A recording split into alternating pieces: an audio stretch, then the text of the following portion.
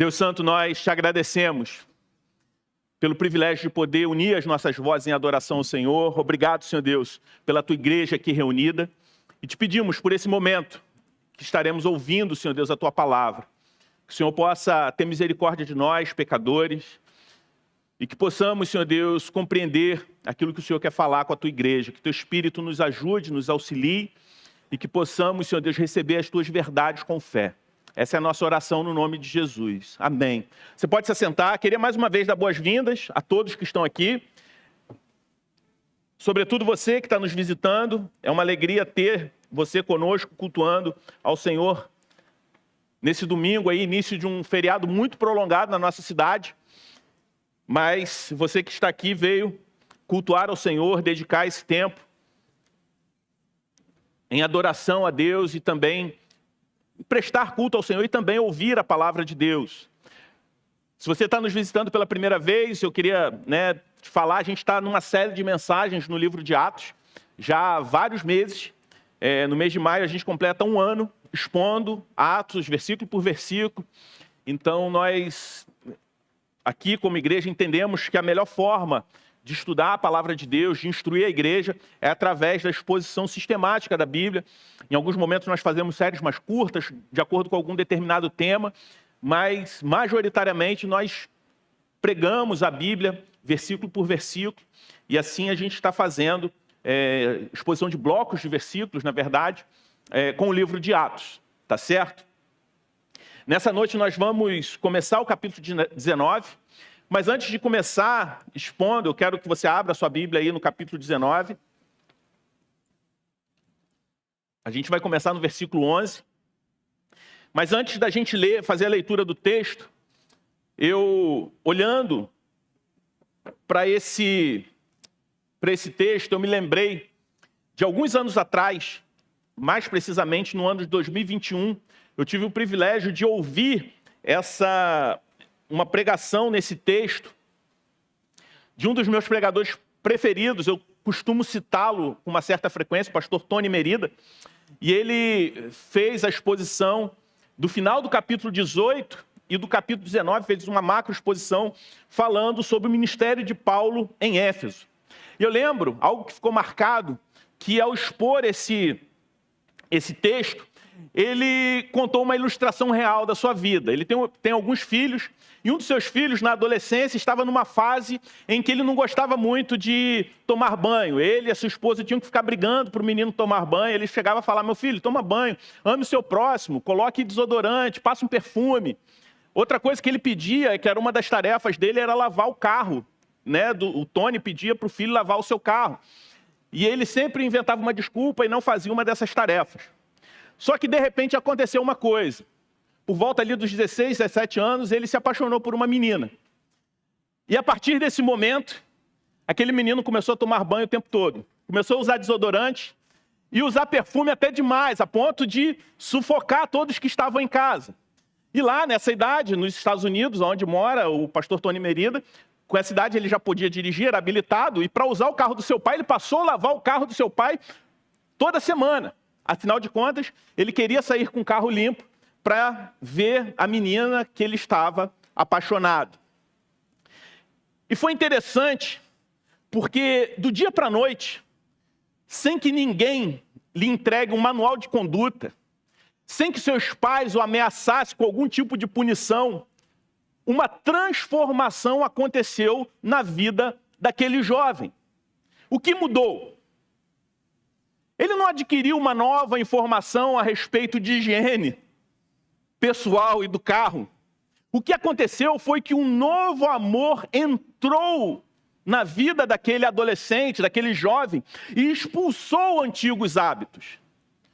Um teólogo presbiteriano chamado Thomas Chalmers chama isso de o poder expulsivo do novo afeto. Nós não somos moldados primeiramente pelo que nós sabemos, pelo que nós conhecemos, mas pelo que nós amamos. O filho do pastor Tony Merida, ele sabia que ele tinha que tomar banho todos os dias, tinha que usar desodorante, e que era a sua tarefa, dentro da família, lavar o carro do seu pai. Ele sabia disso tudo. Mas o que fez aquele jovem mudar os seus hábitos e começar a obedecer aquelas regras que ele já conhecia há muito tempo? Um novo amor. O nosso problema central nunca é apenas a falta de informação, mas a desordem dos nossos amores, dos nossos afetos. Essa é a lente necessária para a gente ler Atos 19, a partir do versículo 11.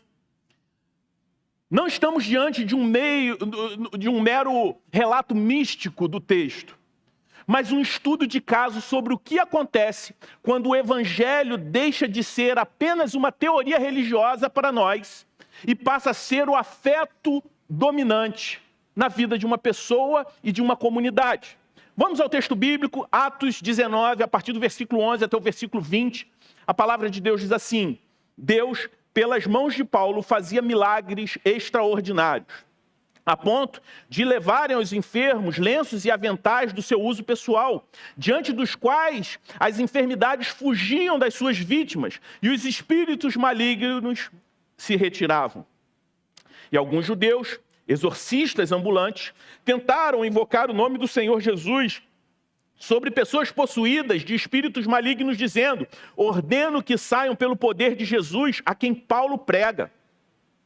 Os quais faziam isso eram 7 filhos de um judeu chamado Seva, sumo sacerdote. Mas o espírito maligno lhes respondeu: conheço Jesus e sei quem é Paulo, mas vocês, quem são? E o possuído do espírito maligno saltou sobre eles, dominando a todos, e de tal modo prevaleceu contra eles que nus e feridos fugiram daquela casa.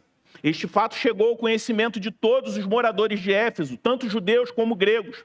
Veio temor sobre todos eles, e o nome do Senhor Jesus era engrandecido. Muitos dos que creram vieram confessando e denunciando publicamente as suas próprias obras. Também muitos que haviam praticado magia, reunindo os seus livros, os queimaram diante de todos, calculando o valor dos livros, verificaram que chegava a 50.000 denários. Assim, a palavra do Senhor crescia e prevalecia poderosamente. Amém. Essa é a palavra de Deus para nós. Olhando para esse texto, nós vemos um imperativo para nós. Um indicativo para nós. E o que nós vemos aqui, diante da leitura do texto, é a exigência de uma lealdade exclusiva. Esse é o padrão de Deus para a vida do crente. Uma exigência de uma lealdade exclusiva a Deus. Se a gente olha para o final desse texto, desse relato bíblico, lemos que a palavra do Senhor crescia e prevalecia poderosamente. O autor do livro de Atos, Lucas, ele enfatiza isso. E quando a gente olha para isso, a gente pergunta: como a gente chega a esse triunfo, a esse momento? O texto apresenta um padrão de vida cristã que faz uma exigência absoluta, quase que assustadora para nós. Quando a gente olha para esse texto, o padrão de Deus é uma vida onde Jesus Cristo não é um mero aditivo para o seu sucesso, mas o centro gravitacional que redefine todos os seus valores. O que a Escritura exige de você aqui, em primeiro lugar, é uma transparência radical diante do Senhor. No versículo 18, diz que muitos dos que creram vieram confessando e denunciando publicamente as suas próprias obras, indicando que Deus não aceita dos seus filhos uma vida dupla. Ele exige o que você faz, que aquilo que você faz na obscuridade do quarto, ou aquelas coisas que você faz escondido nos seus negócios, seja levado à luz, seja confessado diante do Senhor. Existe um imperativo para a confissão, para o fim dos segredos que nós nutrimos, para enganar os outros, para manter aparências, mas que diante dos olhos do Senhor não são segredo. O texto exige também uma reavaliação total dos nossos tesouros. Que tudo seja confrontado com a glória de Deus. Os efésios, eles trouxeram livros de magia, que era para aquelas pessoas fonte de segurança. E o que eles fazem? Eles queimam publicamente aqueles antigos livros de magia. A religião dominante ali era um paganismo, aquelas pessoas adoravam a Deus Artemis Diana. E é interessante que Lucas, autor do livro de Atos, ele anota o valor assombroso de 50 mil denários. Na nossa economia, a gente pode calcular algo assustador. 50 mil denários, ele equivalia a centenas de dias de um trabalhador. Botando em salário mínimo, era algo em torno de 5 milhões de reais. O que eles queimam em praça pública é um verdadeiro tesouro.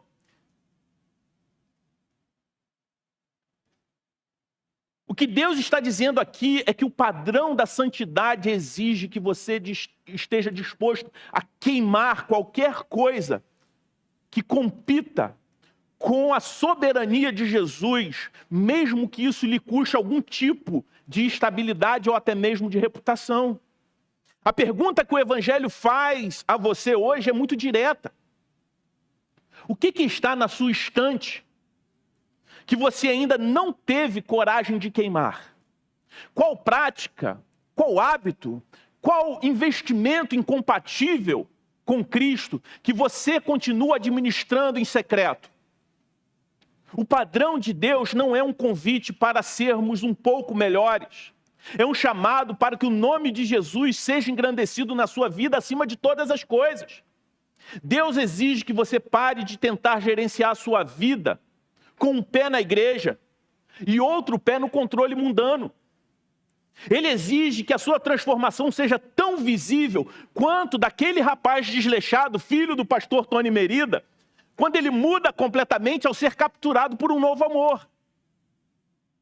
A mudança na vida dos efésios foi visível não por uma imposição, mas por uma transformação interior. Isso nos leva a um segundo aspecto. Por que isso é tão difícil para a gente conseguir cumprir? Esse padrão onde Deus, onde Cristo, ele se torna o centro gravitacional que redefine todos os nossos valores. Por que nós fracassamos nisso? Por conta da resistência de um coração que quer o poder de Deus, mas não quer o Senhor Deus. Se o padrão de Deus é tão claro, por que nós temos tantas dificuldades de queimar os nossos livros? Porque a vida cristã, frequentemente, parece uma sucessão frustrada de tentarmos ser pessoas melhores, mas a gente não consegue. Mais uma vez, o texto responde a isso, expondo a nossa tendência de transformar o relacionamento com Deus em uma técnica de controle. No versículo 11 e 12, a palavra de Deus diz que o Senhor operava milagres extraordinários através da vida de Paulo. Mas quem realizava era o Senhor. O texto diz que lenços e aventais de Paulo curavam os enfermos. E é importante observar que Lucas, ele descreve isso como acontecimentos históricos e não como uma prescrição de algo que nós devemos repetir ou imitar nos dias atuais. O texto enfatiza que Paulo era apenas um instrumento. Eu não estou dizendo que Deus não pode operar milagres hoje. Sim, Ele pode. Mas o que o texto diz é que nós não devemos esperar isso como regra, muito menos exigir do Senhor os milagres. Nesse contexto, em uma cidade mergulhada em superstições místicas, interesse por magias, Deus, de forma graciosa, Ele revela o seu poder soberano de uma forma que chamasse a atenção dos efésios e os conduzisse ao Senhor. E aqui que entram os filhos de Seva, como o texto diz. Eles eram exorcistas ambulantes em busca de novas técnicas para aquilo que eles faziam. Quando eles olham e veem aqueles milagres acontecendo, eles não se ajoelham de arrependimento, que era o propósito final daqueles milagres. Era uma demonstração pública do senhorio, do poder de Deus. E ao contemplar o milagre, aqueles homens, eles não se ajoelham, não se prostram em rendição ao Senhor. Eles pensam, a partir dali, eles obtêm uma nova ideia, um novo código de acesso ao sagrado. Eles disseram aos possessos: ordeno que saiam pelo Jesus a quem Paulo prega. Observe essa ironia quase que didática. Eles tentam terceirizar Jesus, usar Jesus como uma ferramenta para aquilo que eles queriam fazer. E aqui está o erro fatal daqueles homens. Erro fatal daqueles homens que muitas vezes é o nosso erro também. Eles acreditavam que a espiritualidade era apenas uma questão de ter a informação correta. Uma espécie de gnosticismo antigo, onde o conhecimento técnico liberta e traz poder. Mas a fé cristã nos ensina algo muito diferente. Como Agostinho de Hipona e outros pensadores contemporâneos, como James Smith, nos lembram, falando sobre isso, o ser humano não é apenas um pensador. Nós somos moldados primeiramente por aquilo que nós amamos. O nosso problema mais profundo não é a ignorância, a ser superada por um novo conhecimento, um novo método. O nosso problema mais profundo é o nosso coração. É o nosso coração idólatra. Os filhos de Seva viram o milagre, conheciam o milagre, conheciam o nome de Jesus. Eles queriam a utilidade do nome de Jesus, mas eles não tinham nenhum afeto pelo Senhor daquele nome. E nós fazemos exatamente o mesmo. A nossa cultura, as pessoas talvez não se curvem a estátuas de pedra como os efésios, mas vivemos em uma cultura viciada no controle, viciada na magia de tentar manipular o mundo espiritual para curvar o universo aos nossos desejos. A religião moralista funciona da mesma forma. Eu obedeço para que Deus me abençoe. Eu sou uma pessoa boa para ter uma vida segura. São duas formas diferentes com o mesmo objetivo. Tentar usar Jesus como meio para alcançar algo que nós amamos mais do que o próprio Cristo. Se você busca Deus apenas para ter um casamento feliz, se você busca Deus apenas para ter sucesso financeiro, profissional, o seu Deus não é Cristo. O seu Deus é o seu conforto, que essas coisas vão te proporcionar. Jesus é apenas um funcionário terceirizado, contratado, para te entregar essas coisas. E por que essa fé utilitarista ela falha? Porque o nome de Jesus não pode ser domesticado. E o desfecho dessa história com os filhos de Seva é cômico e trágico. Pastor Matt Chandler, pregando nesse texto, ele diz que qualquer luta que você entra, mesmo que você bata muito, ou até que te declarem vencedor, se você entrou vestido e sai dela nu e ferido, você já perdeu. E é interessante porque, além disso, o espírito maligno responde àqueles homens. Quando eles falam: conheço Jesus e sei quem é Paulo, mas vocês, quem são? E aquele homem possesso salta sobre eles, domina todos, e eles saem nus e feridos.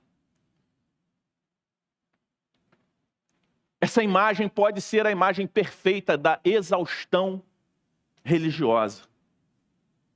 Quando você tenta usar a Deus para gerenciar os seus ídolos, você sempre vai acabar nu e ferido.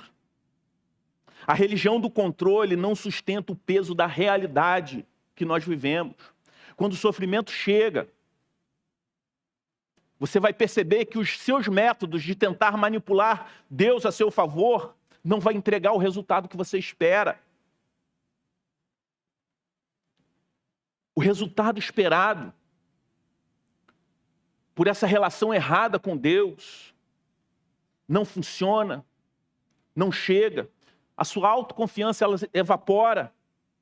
Talvez você esteja aqui nessa noite e já se sentiu assim, cansado de tentar ser cristão, frustrado porque Deus não segue o seu cronograma. Talvez você esteja tentando acessar o poder de Deus sem se render à pessoa de Deus. Você quer os milagres de Paulo, mas se recusa à cruz de Jesus, a cruz que Paulo se submetia, se orgulhava. Nós não mudaremos os nossos afetos apenas pela força de vontade. Precisamos de algo além de uma fórmula. Precisamos de um Salvador que desça até a nossa nudez e cure as nossas feridas. Teólogo contemporâneo James Smith, ele tem um livro chamado Você é aquilo que você ama. E num trecho ele vai dizer, se você é o que ama, e o amor é um hábito, então o discipulado é uma reabilitação dos seus amores.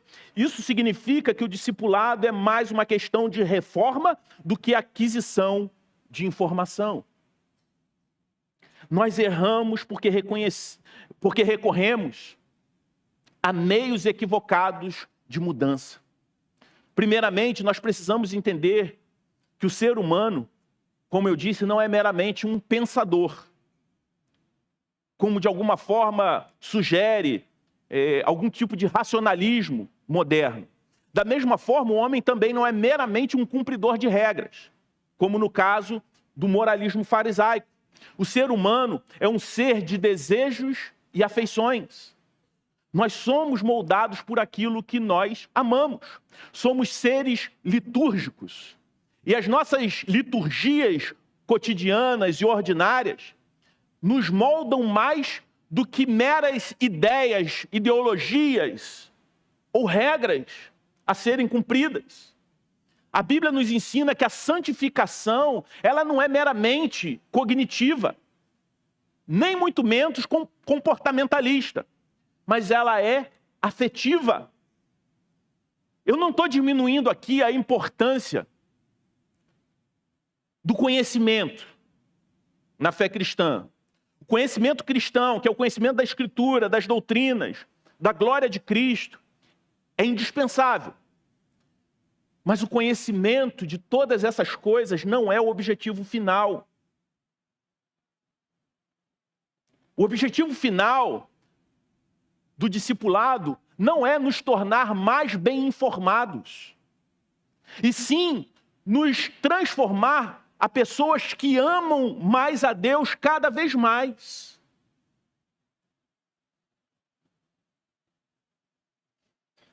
O discipulado cristão, o conhecimento cristão, o conhecimento da palavra de Deus também não compete com o amor a Deus, ele serve a isso. Como disse Jonathan Edwards, as afeições santas são o que move a verdadeira religião.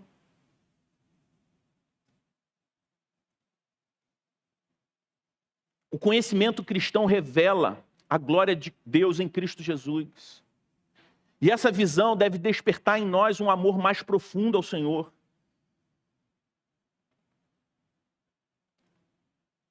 Deve nos levar a nos deleitarmos em uma obediência alegre a Deus.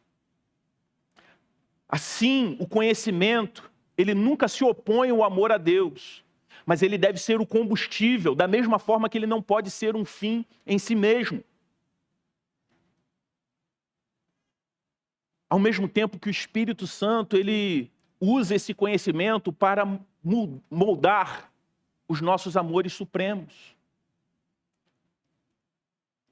Agostinho de Hipona, ele diz algo também muito interessante quando ele fala: meu amor é o meu peso. Para onde quer que eu vá, é ele quem me leva. Nós somos levados por aquilo que nós mais amamos. Se esse padrão é tão difícil de cumprir, qual é a solução? Como que nós conseguimos responder a esse padrão que a palavra de Deus nos dá? olhando para o rei que se deixou quebrar por nós. A fuga dos filhos de Seva, nus e feridos, carrega uma grande ironia. Eles queriam vestir o nome de Jesus como uma armadura de poder, usar o nome de Jesus como um meio para demonstrar poder. Só que o resultado foi que eles perderam as suas próprias roupas. O espírito maligno, ao mesmo tempo, ele confessa conhecer Jesus.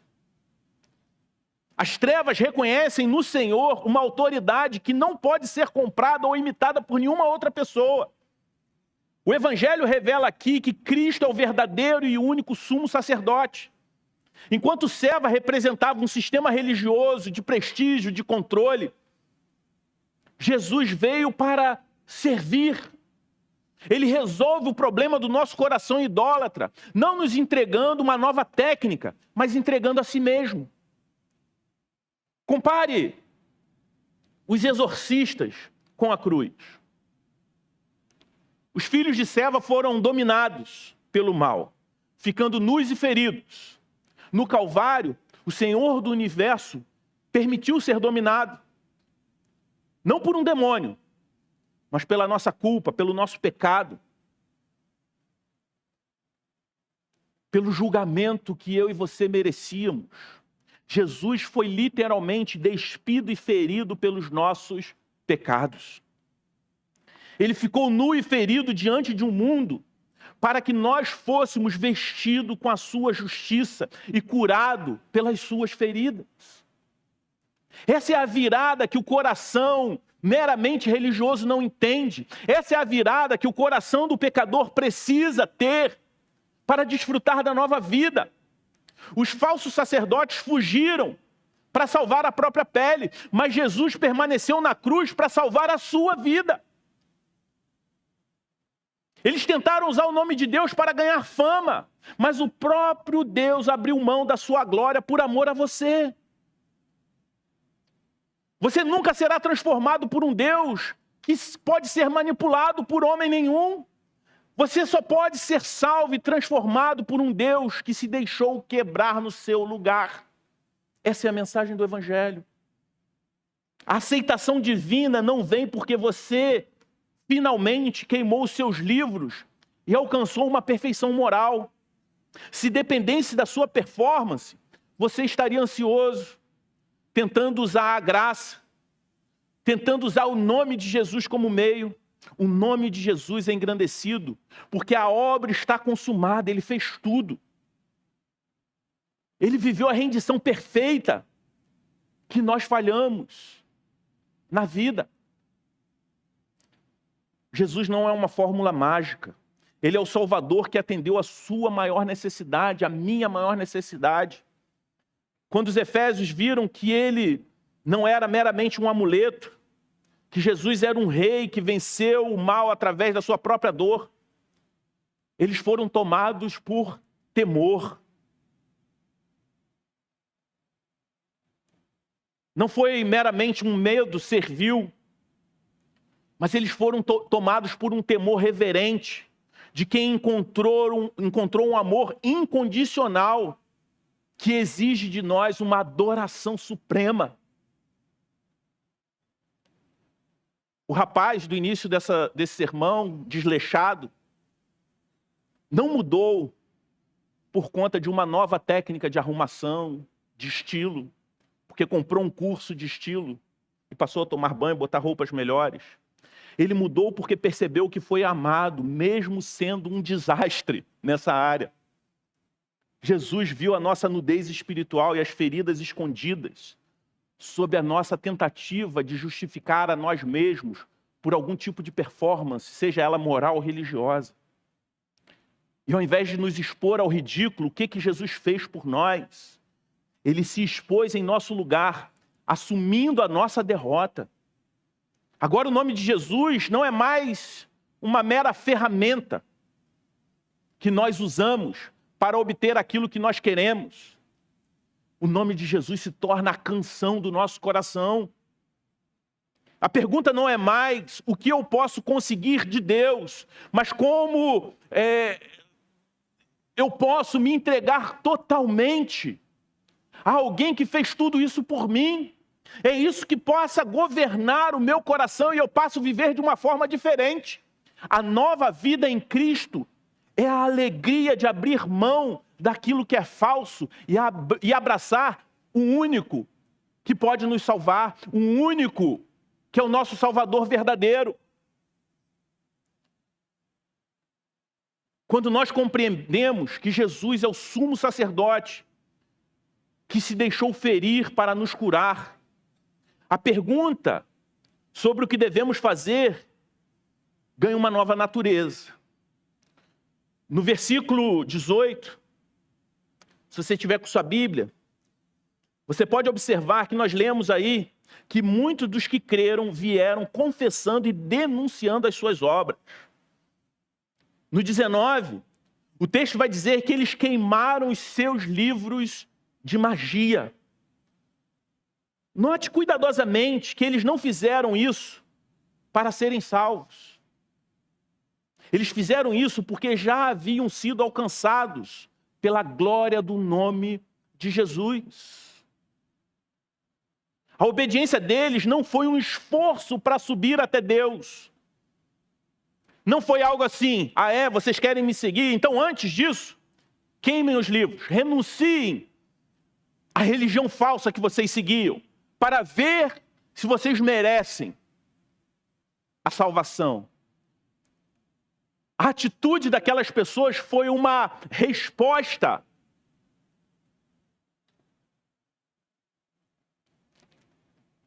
a algo que Deus fez nele.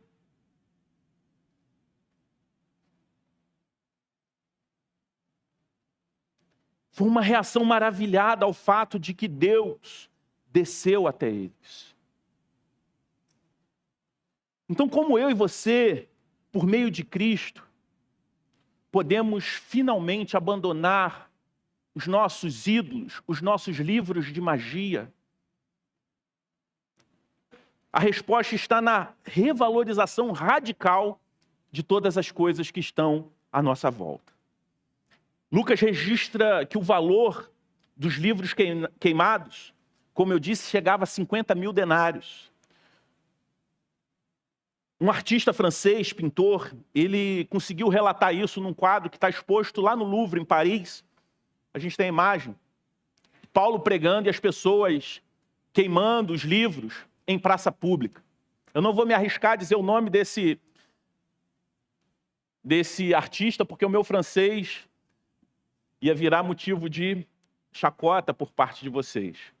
Eu acredito até que esse artista ele reproduziu de forma modesta, diante do avivamento que aconteceu ali em Éfeso, diante da quantidade de livros, a ponto de chegar ao valor que em valores atuais se aproxima a algo em torno de 5 milhões de reais. Para a nossa mente moderna e pragmática, isso pode parecer um desperdício quase que insano. Certamente nos dias de hoje, muitos de nós da igreja falariam: isso é um desperdício. Por que queimar uma fortuna dessas? Seria muito mais sábio, muito mais ético vender aqueles livros e usar todo o dinheiro para caridade. Quantas pessoas poderiam ser salvas da fome com o valor desses livros? Nós poderíamos acabar com a fome de uma comunidade, cuidar dos órfãos da cidade. E eu não estou falando que todas essas causas são legítimas e que de alguma forma são papel da igreja. Mas é que aqui nós precisamos de uma lente mais profunda para entender o nosso coração. Quando eu estava lendo esse texto e estudando sobre o quanto representava de valor esses livros que foram queimados, e pensando nessa argumentação lógica que talvez um ato como esse despertasse nos dias de hoje, me veio à mente um fato que voltou a ser comentado nos dias atuais. Um fato que aconteceu no ano de 1987, na cidade de Goiânia, e por conta de uma nova série relatando esse fato, muitos não se lembram, nem eram nascidos quando isso aconteceu, quando catadores de um ferro velho encontraram uma cápsula abandonada em uma antiga clínica de radioterapia. Uma cápsula que, quando eles abriram, viam um pó que emitia uma luz azul fascinante. O dono do ferro velho, ele se empolgou e viu ali um grande tesouro que traria muito recurso financeiro para ele.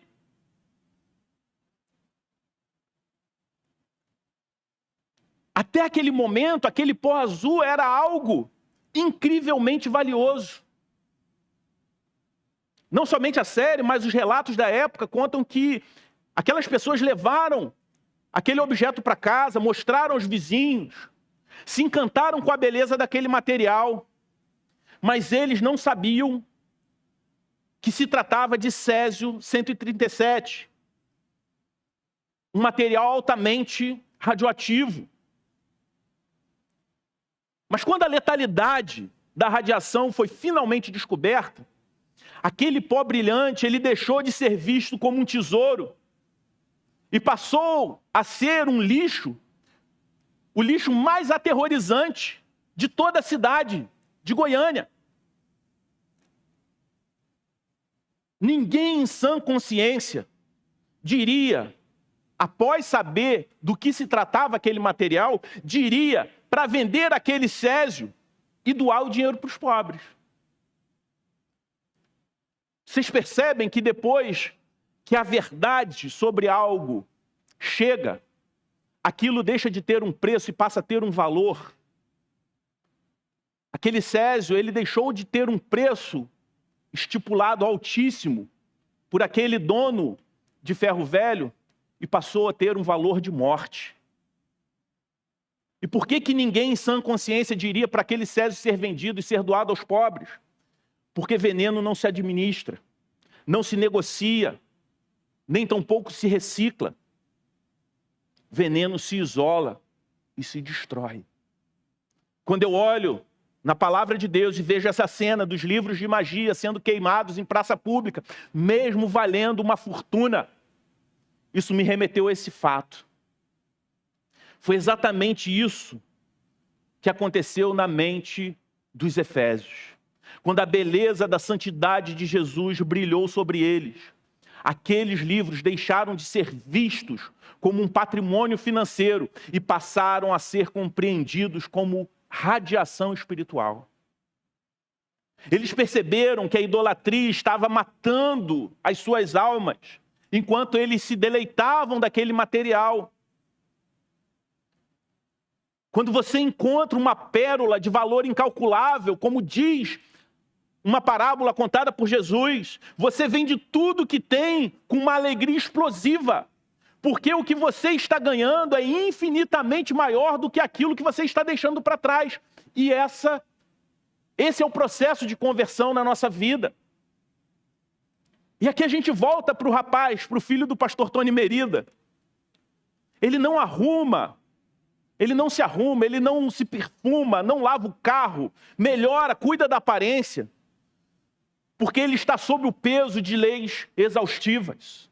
Ele faz isso porque a afeição que ele tem por aquela moça tornou o desleixo insuportável para ele mesmo. Da mesma forma, quando o Espírito Santo abre os seus olhos para o amor de Jesus na cruz, o pecado deve deixar de ser para você apenas uma coisa proibida.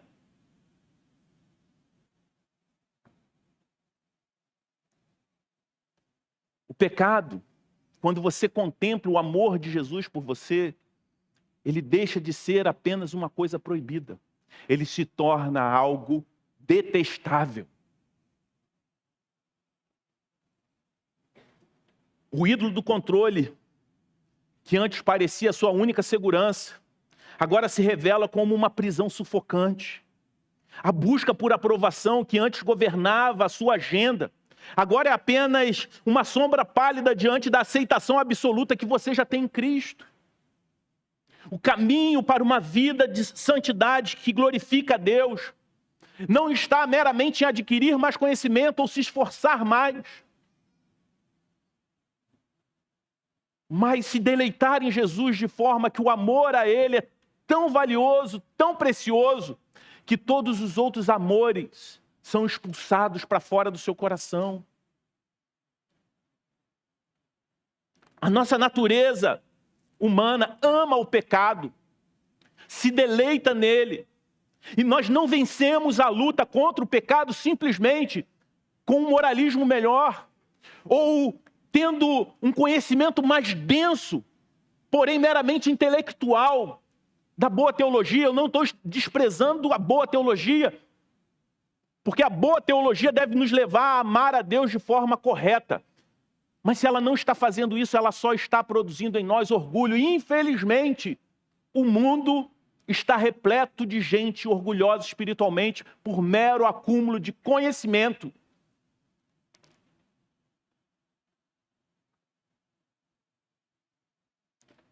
O reformador João Calvino falava que o conhecimento de Deus deve nos levar à vida piedosa. Não é à toa que o amor a Deus acima de todas as coisas é o primeiro dos mandamentos, que transborda no amor ao próximo. A transformação que o Evangelho produz não é uma reforma externa, é uma ressurreição interna, nos levando da morte para a vida. O texto que nós lemos hoje, ele deve nos encorajar a confessar os nossos segredos mais sombrios ao Senhor hoje. Não porque você é uma pessoa forte, mas porque a sua identidade está escondida em alguém que conhece todas as suas falhas, até aquelas suas piores falhas que você não tem coragem de confessar para ninguém. E ainda assim, essa pessoa, Jesus Cristo, morreu por você. Você não precisa mais usar os seus livros de magia para tentar garantir o seu amanhã, porque o seu futuro já está garantido nas mãos daquele que ressuscitou dos mortos. A palavra do Senhor cresce e prevalece quando pessoas comuns param de tentar gerenciar Deus e passam a ser conquistadas, capturadas por Ele. A aplicação para nós hoje é essa. Identifique qual é o livro de magia da sua vida que você ainda guarda na sua estante mental. É a sua necessidade doentia de ter a razão sempre? A sua necessidade de estar no controle das coisas? É a sua confiança absoluta no saldo bancário para não sentir ansiedade? É um pecado de estimação que você insiste que pode administrar sem ser contaminado pela radiação desse pecado? Pare de lutar contra esses ídolos, usando apenas a sua força de vontade. Olhe para o nome que está acima de todo nome. Contemple o Cristo que foi despido na cruz para poder vestir você de glória. Quando Jesus deixar de ser apenas útil para você e passar a ser o seu tesouro mais precioso, todos os seus ídolos cairão por terra. Eles cairão não por causa da sua disciplina férrea, mas por causa do fascínio pela glória do Senhor. A nova vida em Cristo não é um projeto exaustivo de autoajuda, mas uma caminhada em gratidão transbordante a esse Deus que nos salvou, mesmo sem a gente merecer. O convite para nós nessa noite é: vá, queime seus livros. Não porque você tem o medo da punição do divino, mas porque você finalmente encontrou alguém que é muito melhor do que todos os seus livros de magia juntos. Custe eles o que custar, mas nada na sua vida é mais valioso do que o tesouro maior que nós podemos ter em Cristo Jesus. Amém? Vamos nos colocar de pé e vamos orar. Deus Santo, nós te agradecemos pela tua palavra e te pedimos que de fato Cristo seja o nosso maior tesouro. Cristo seja o nosso amor supremo. Não permita, Senhor Deus, que Cristo seja apenas um meio, mas que Ele seja o centro gravitacional da nossa existência. Que o nosso amor a Jesus possa redefinir todas as coisas, todos os nossos valores, todas as nossas prioridades. Se há pessoas aqui que chegaram nessa noite exaustos de tentar provar o seu valor a partir daquilo que são, daquilo que fazem, que eles possam encontrar o seu verdadeiro valor em Cristo Jesus. Que eles possam ter em Cristo o seu maior tesouro. E que todo o seu esforço daqui para frente seja uma resposta a esse amor que os capturou. Obrigado, Senhor Deus, por esse teu amor tão grande por nós. Mesmo a gente sendo pecador, mesmo a gente sendo, Senhor Deus, tão falho, mesmo a gente sendo desobediente, rebelde, o Senhor nos alcançou. E que por conta desse alcance, que o nosso coração seja inteiramente capturado pelo Senhor, por um amor profundo e incondicional ao Senhor, a ponto de todos os ídolos serem expulsos da nossa vida. Que a nossa luta, Senhor Deus, contra o pecado seja a partir dessa troca maravilhosa, onde o amor ao Senhor é tão grande que todos os outros amores pecaminosos perdem sentido em nós. Nos ajude, Senhor Deus, a sermos assim. No nome de Jesus. Amém.